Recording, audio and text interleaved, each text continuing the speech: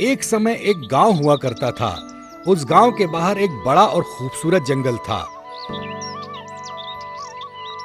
उस जंगल की सुंदरता के चर्चे दूर दूर तक फैले थे। उस जंगल में रंग बिरंगे फूल थे और बहुत ही खूबसूरत पशु पक्षी भी थे। हर कोई इनकी बहुत तारीफ करता, परंतु उनमें से एक बंदर था जिसकी पूंछ नहीं थी। इसलिए जब भी लोग उसे देखते, खूब हंसते और मजाक उड़ाते। एक दिन गांव के मुखिया ने सोचा, यह बिना पूंछ का बंदर हमारे जंगल की खूबसूरती को कम कर रहा है, और ये सोचकर उन्होंने बंदर को मारने का फैसला किया। फिर उन्होंने गांव के 4 व्यक्तियों को जंगल में भेजकर बंदर को मारने के लिए कहा। उन चारों में एक व्यक्ति था हरी। हरी स्वभाव का बहुत दयावान था। वो जंगल के सारे रास्ते जानता था, इसलिए मुखिया ने उसे भेजा था। परंतु हरी बंदर को मारना नहीं चाहता था। फिर उन्हें वो बिना पूंछ का बंदर एक पेड़ पर बैठा दिखा। उन व्यक्तियों ने उसे तीर मार दिया और वहां से चले गए।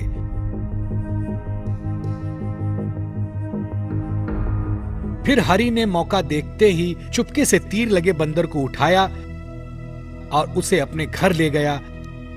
और हरी ने बंदर की मरहम पट्टी की और खूब देखभाल की। फिर बंदर धीरे धीरे सही होने लगा। एक दिन बंदर हरी से बोला, धन्यवाद, तुमने मेरी जान बचाई। ये देख हरी चौंक गया और अचरज से बोला, तुम बंदर होकर भी कैसे बोल सकते हो?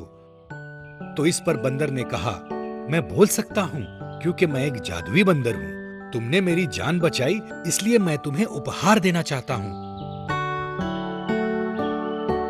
और फिर बंदर हरी को अपने साथ जंगल में ले गया और एक बरगद के पेड़ के तने से एक सिक्के से भरी पोटली निकालकर हरी को देते हुए कहा, तुम्हें जब भी कोई जरूरत पड़े, तुम्हारी मदद मैं जरूर करूंगा। सिक्के पाकर हरी बहुत खुश हुआ। अब हरी को जब भी पैसे की जरूरत होती तो जंगल में बिना पूछे बंदर के पास जाता और पैसे ले आता। और धीरे धीरे हरी धनवान होने लगा। एक बार गांव के मुखिया को यह बात पता चली तो मुखिया के मन में लालच आ गया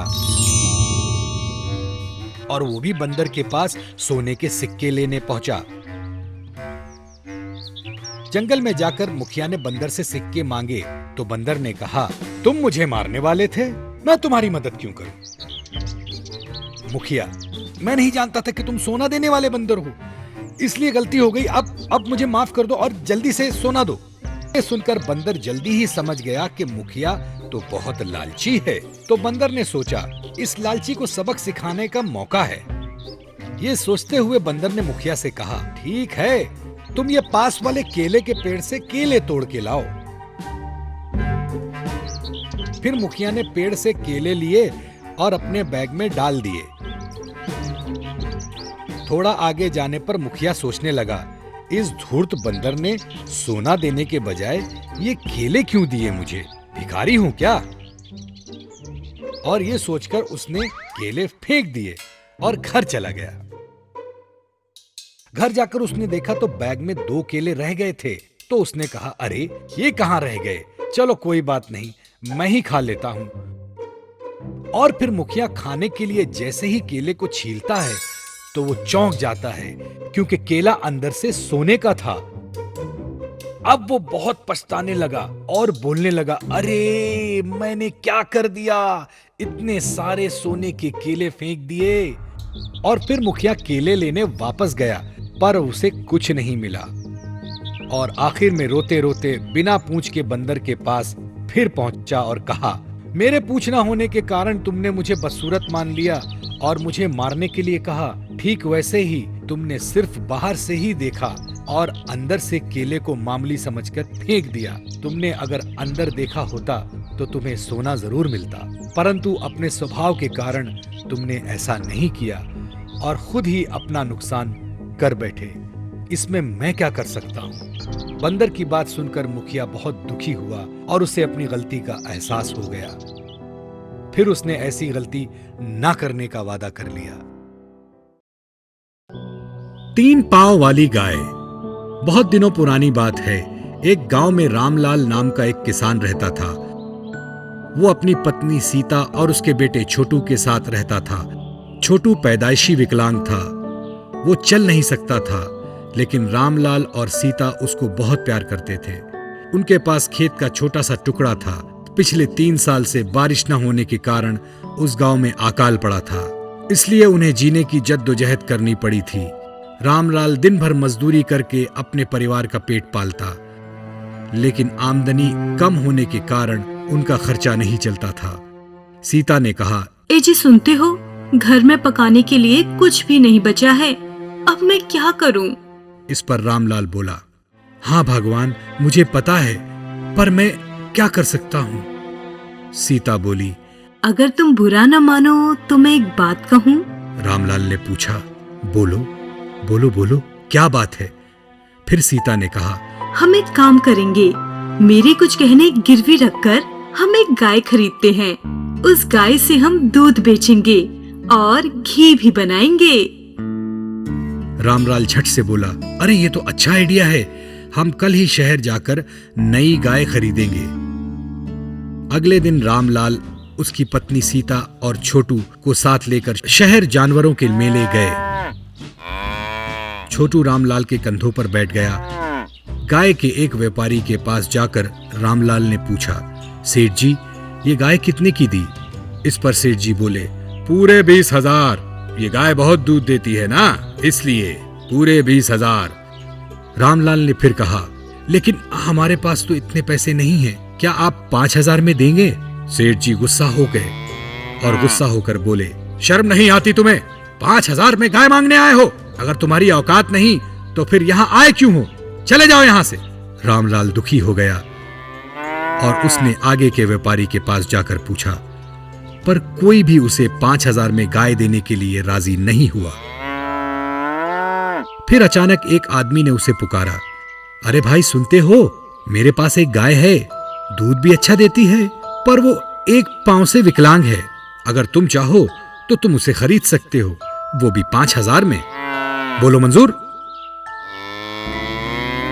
रामलाल सोचने लगा। फिर सीता बोली, एक पैर से विकलांग हुई तो क्या, दूध तो अच्छा देती है ना, मुझे लगता है हमें इसे खरीदना चाहिए। फिर रामलाल ने उसे पैसे दिए और गाय को साथ लेकर चल दिया। रामलाल ने अपने बेटे छोटू को कंधे पे उठाया और गाय सीता के साथ अपने 3 पैर पर चलने लगी।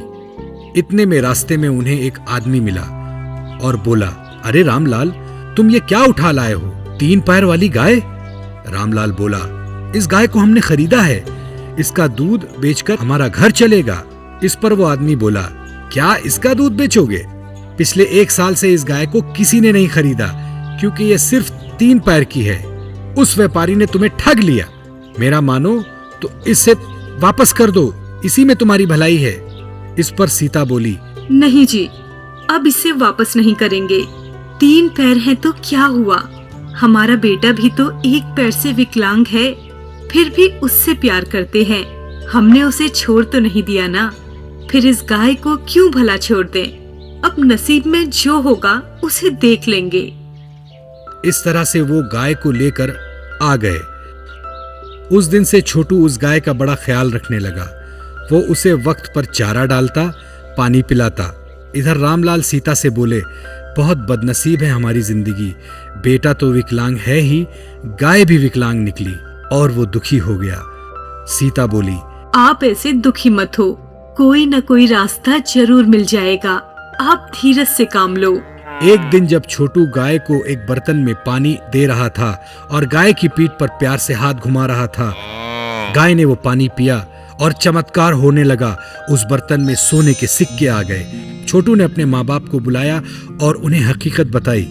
रामलाल और सीता ये देखकर बहुत खुश हुए।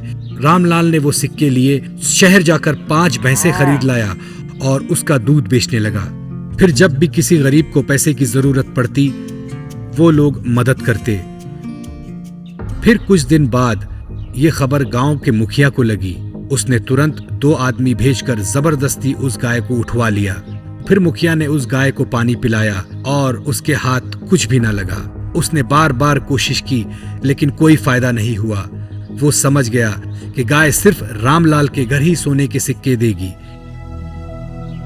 उसने वो गाय लौटाते हुए कहा, मुझे माफ कर दो रामलाल, और धन्य है तुम्हारा बेटा जिसने इस गाय के विकलांग होने के बाद भी उसकी सेवा की, इसलिए गाय तुम्हें ही सोना देगी। मैंने उसका लाभ उठाना चाहा, ये मेरी भूल थी। एक का नेकी का फल दूसरा कोई भी नहीं उठा सकता, मुझे माफ कर दो। तो बच्चों, कहानी काल्पनिक है पर जीवन की सच्चाई इसमें छिपी है। अगर हम नेकी से काम लेंगे तो उसका फल हमेशा हमको मिलेगा। दोस्तों, पसंद आया ना? ऐसे ही प्यारे प्यारे लाजवाब वीडियोस देखने के लिए प्लीज आपके मम्मी पापा से सब्सक्राइब करने के लिए कहिए ना। हम और भी मजेदार वीडियोस आपके लिए ला रहे हैं। तब तक के लिए शुक्रिया, फिर मिलेंगे।